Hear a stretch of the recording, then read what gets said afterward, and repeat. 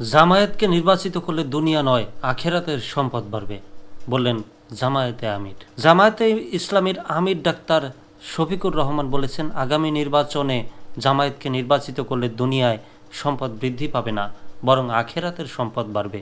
সোমবার দুপুরে Jhalakathi press club চত্বরে আয়োজিত পথসভায় প্রধান অতিথির বক্তব্যে তিনি এসব কথা বলেন। পথসভায় তিনি 2006 সালের 28 অক্টোবর থেকে শুরু করে 2024 সালের গণ অভ্যুত্থান পর্যন্ত সকল হত্যার সুষ্ঠু বিচার ও জালিমদের উপযুক্ত শাস্তির দাবি জানান। ডাক্তার শফিকুর রহমান বলেন, আন্দোলনে অনেকে আহত হয়েছে, অনেকে জীবন হারিয়েছেন, অনেকে হাত হারিয়েছেন, পা হারিয়েছেন, হাসপাতালের বিছানায় কেউ বা বাড়িতে কাতরাচ্ছেন। এই আন্দোলনে যারা জীবন বাজি রেখে লড়াই করেছে সেই ছাত্র জনতার প্রতি আমরা গভীর কৃতজ্ঞতা প্রকাশ করছি। আল্লাহ তাআলা তাদের সবাইকে সুস্থ রাখুক, ভালো রাখুক।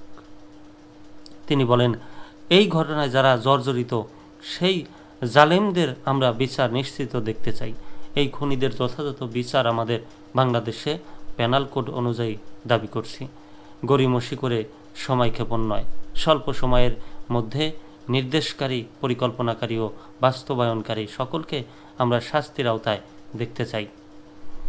পথসভা শেষে ছাত্র আন্দোলনের শহীদ সেলিম তালুকদারের সদ্য জন্ম নেওয়া শিশুকন্যাকে দেখতে জামাতের আমির তার বাসা ঝালকাঠি পৌর শহরের কৃষ্ণকাঠি এলাকায় যান।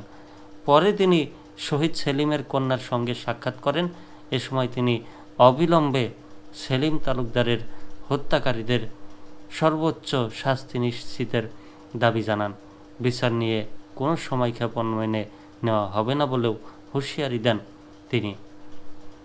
জামায়াতে ইসলামী ঝালকাঠি জেলা আমির অ্যাডভোকেট হাফিজুর রহমানের সভাপতিত্বে পথসভায় আরও বক্তব্য দেন জামায়াতের কেন্দ্রীয় সহকারী secretary general advocate Moazzem Hossain Helal, Dhaka মহানগরী দক্ষিণের সেক্রেটারি শফিকুল ইসলাম মাসুদ, বরিশাল জেলা আমির অধ্যাপক আব্দুল জব্বার ও ঝালকাঠি 2 আসনের জামায়াতের এমপি প্রার্থী শেখ নেয়ামুল করিম সহ অন্যান্য নেতারা।